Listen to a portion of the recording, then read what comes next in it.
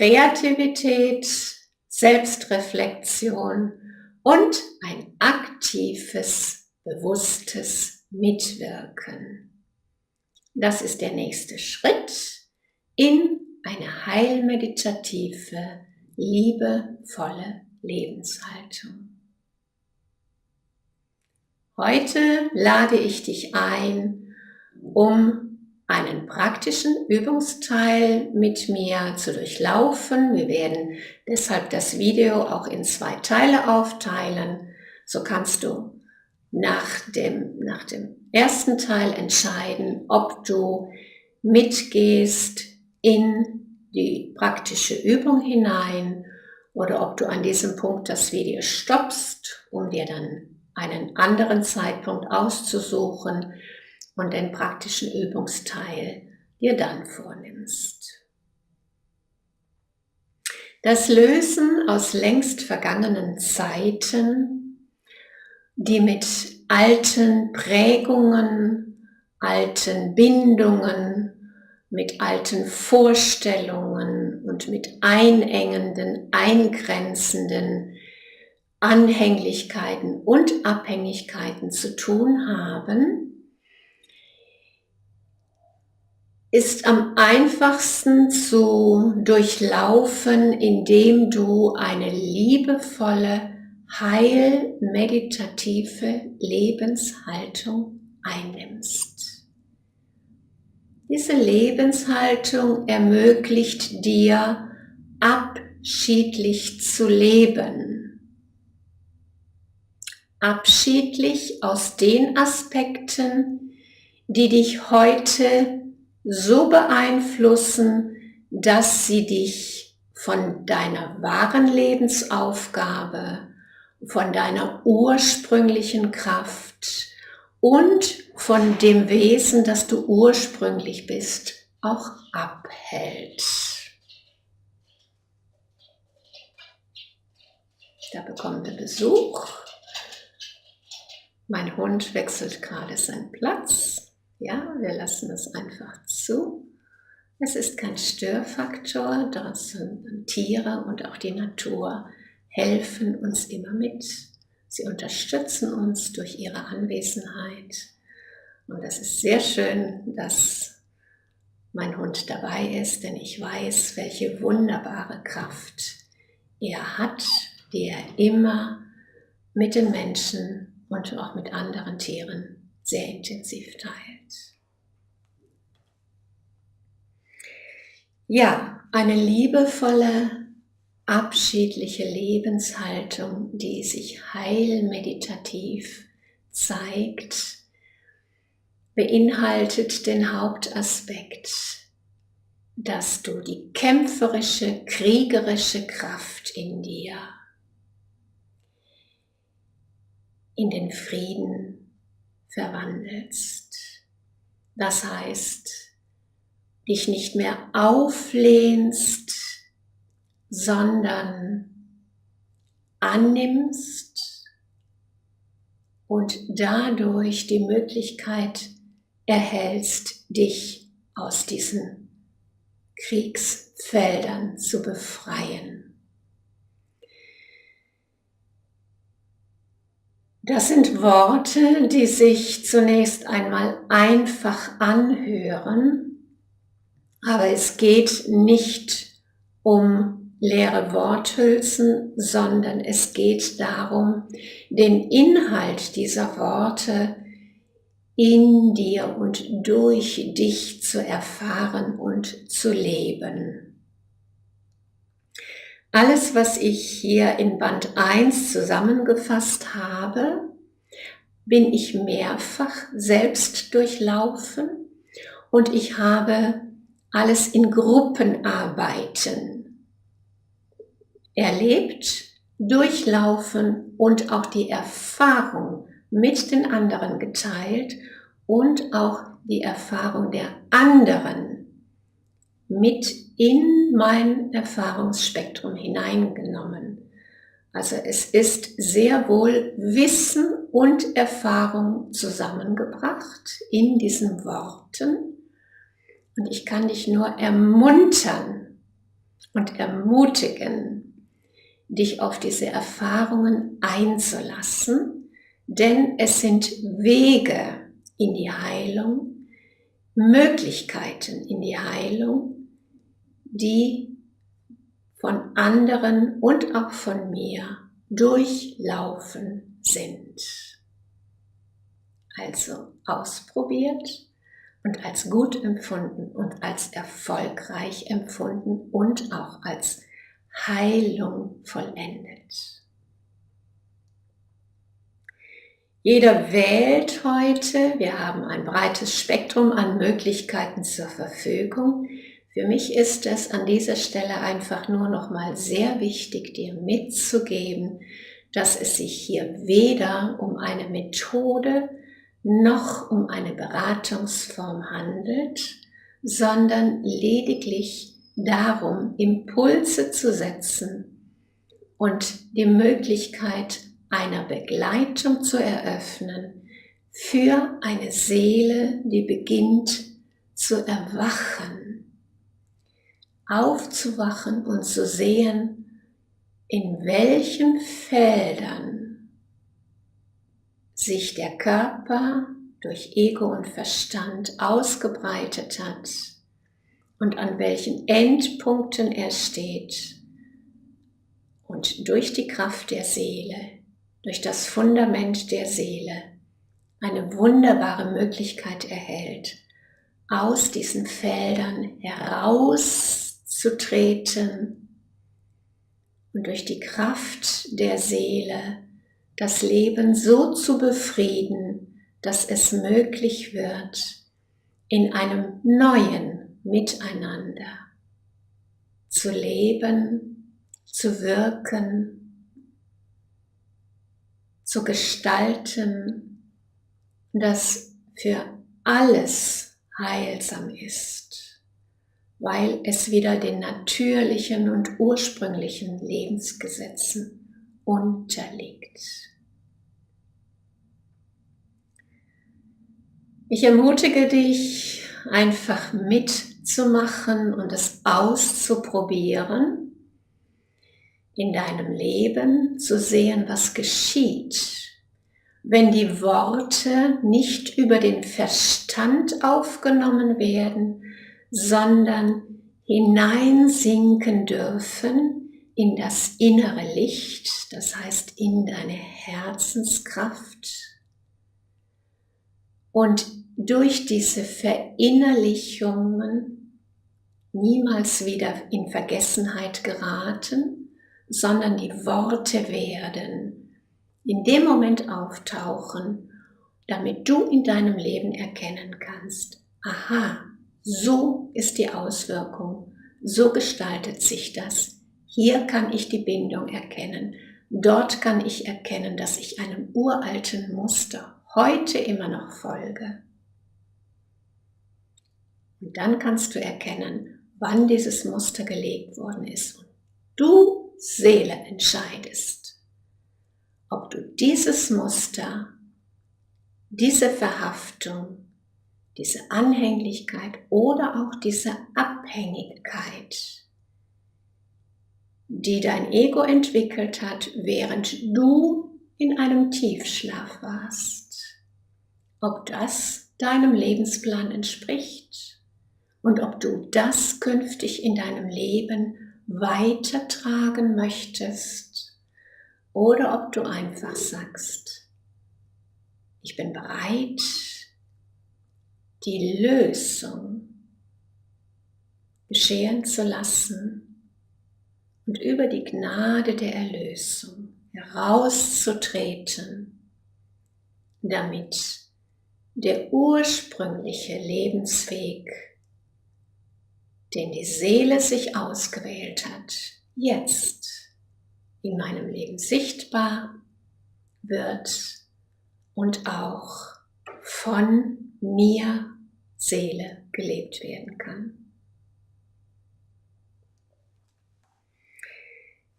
In Band 1 gibt es deshalb 6 Aspekte, die wir vor einiger Zeit schon erarbeitet und durchlaufen sind. Wir haben auch einen eine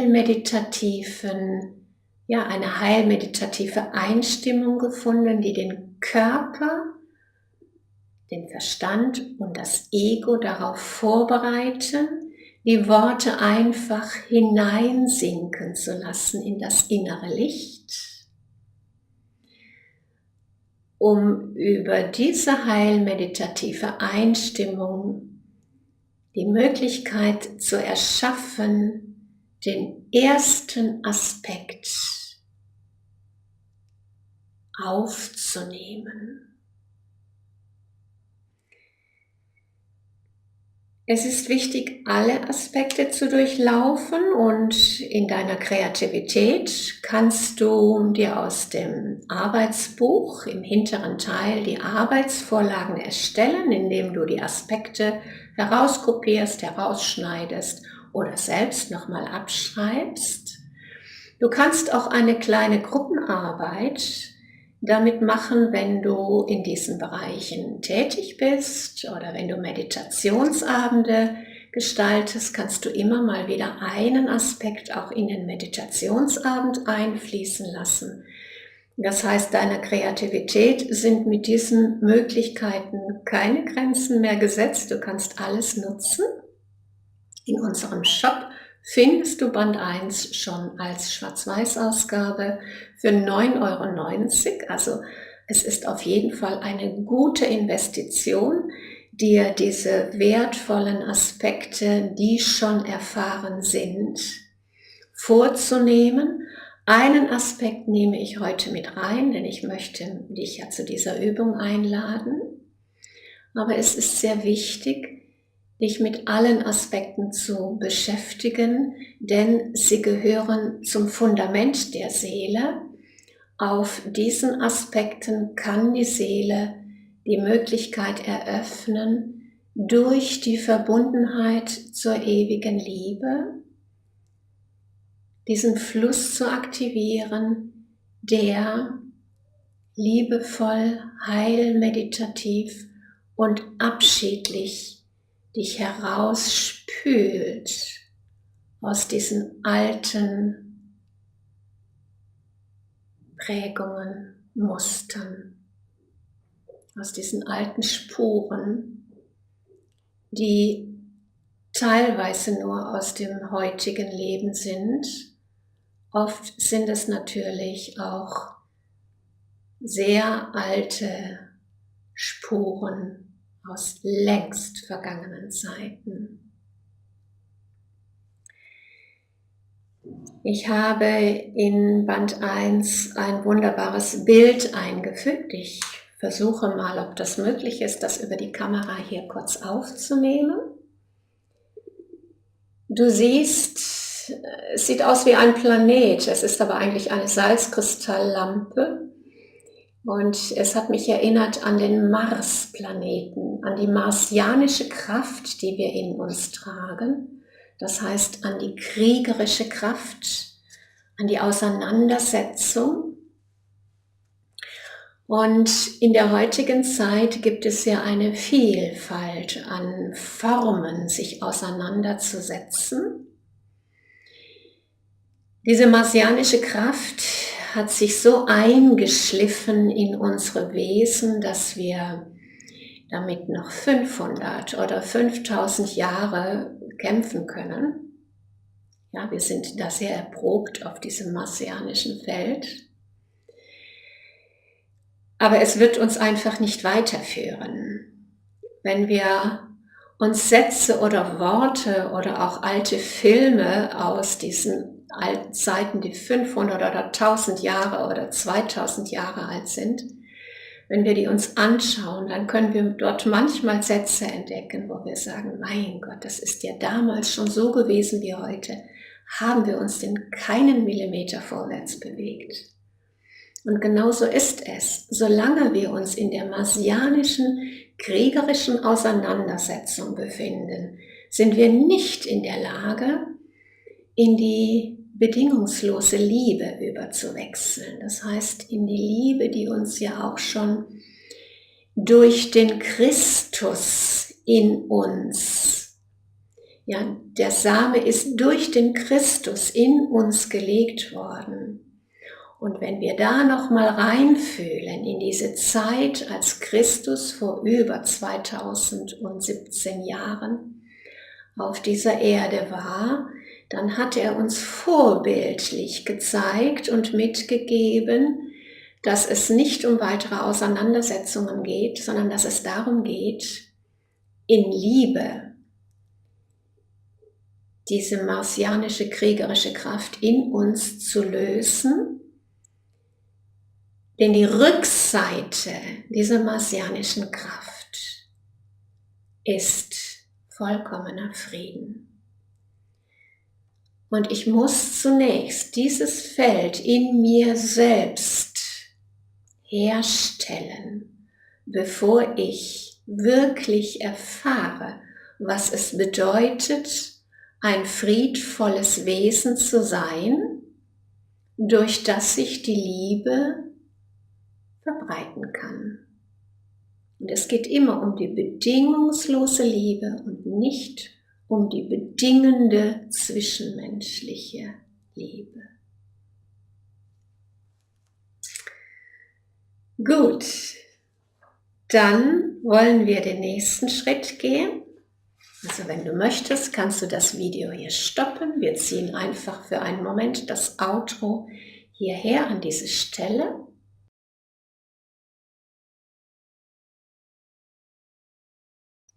Und wenn du weitermachen möchtest, dann beginnen wir nun mit der heilmeditativen Einstimmung.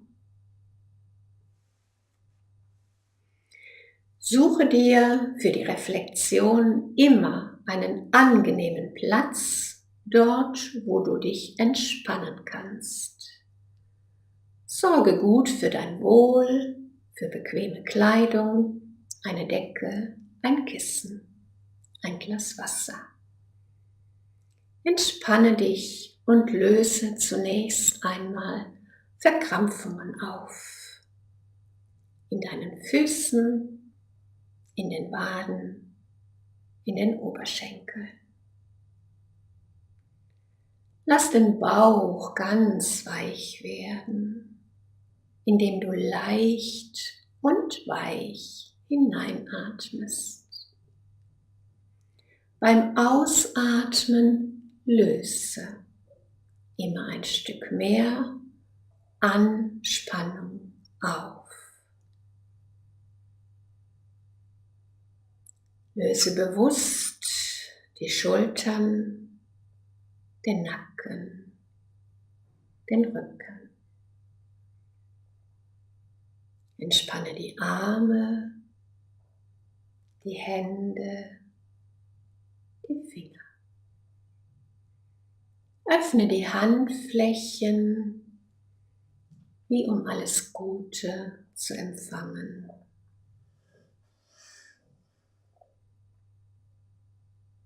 Bitte nun deinen Verstand, sich auf seinen ursprünglichen Platz zu begeben, kleiner zu werden, immer kleiner, um sich auszuruhen, so lange, bis du ihn wieder rufst. Mach dir keine Vorstellung davon, wie das geschehen kann. Indem du es beschließt, geschieht es bereits.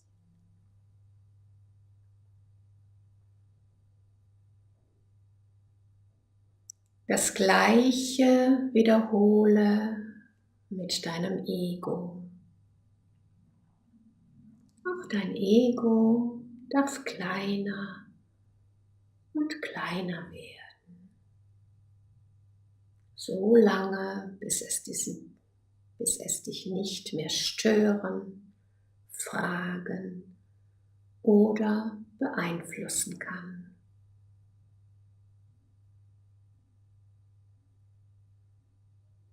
Erinnere dich, Verstand und Ego kennen die wahren Gefühle nicht, auch nicht die bedingungslose Liebe. Und die wahren Gefühle haben jetzt Vorrang.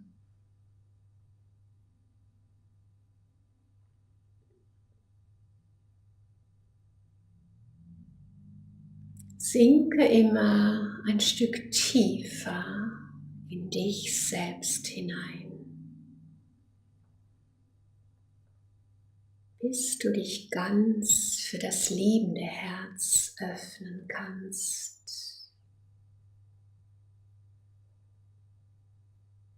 Auch hierbei brauchst du dir nichts vorzustellen, nichts dafür zu tun.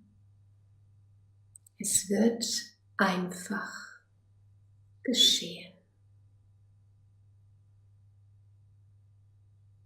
Und von Mal zu Mal wird es leichter für dich, weil du, Seele, kraftvoller und freier wirst.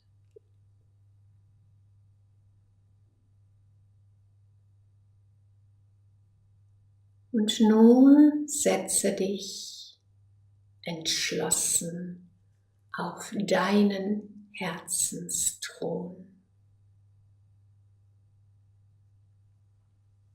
Mitten in die Liebe hinein, die du in deinem Ursprung bist. Fühle hin und werde dir deiner Selbstermächtigung bewusst. Nimm deine Allmacht,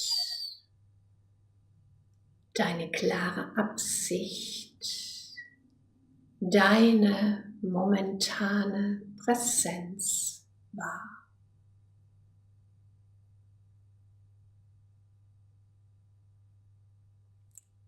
Und nun beginnen wir mit dem ersten Aspekt.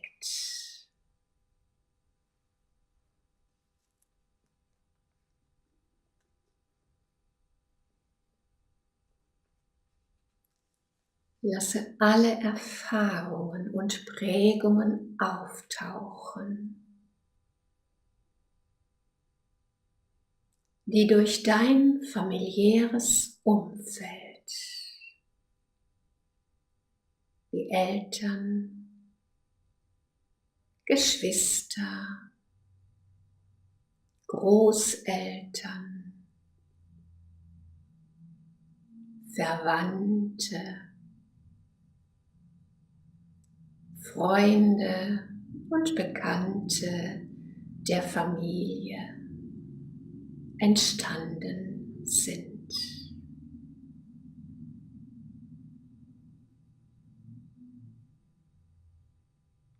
Alles, was dich heute noch einengt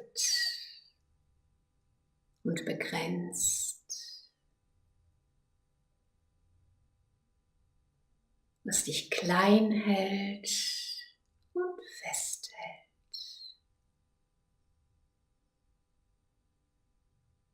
was dich verletzt und erstarren lässt.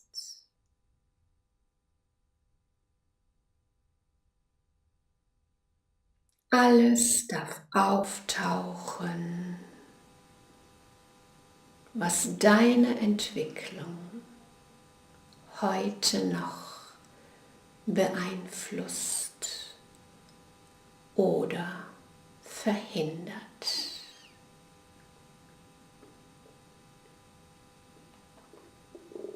Nimm einfach nur wahr und lass alles vorüberziehen.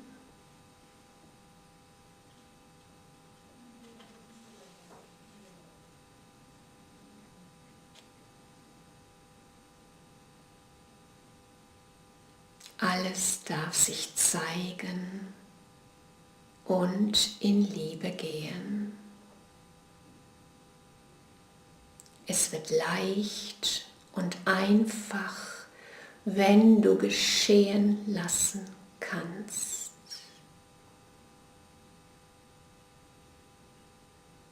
Liebe in der reinsten Form ist die göttliche Macht und Selbstheilkraft, die dir innewohnt.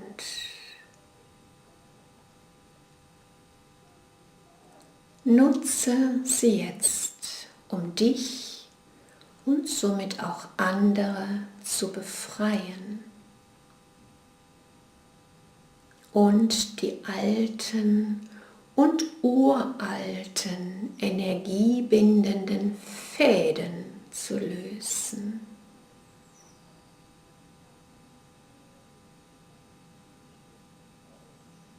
Durch die frei werdende Energie kannst du dich selbst neu kreieren, indem du Seele erlaubst, deine ureigene Macht und kraftvolle Aufgabe wieder anzunehmen.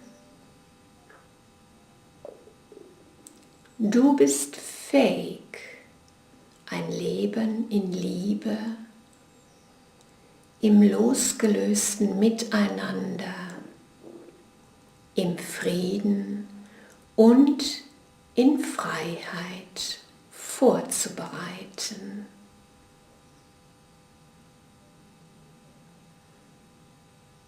Genieße die Ruhe nach jedem Aspekt und lasse ihn tief in dir wirken. Erlaube der Flamme der Transformation für dich und in dir zu wirken.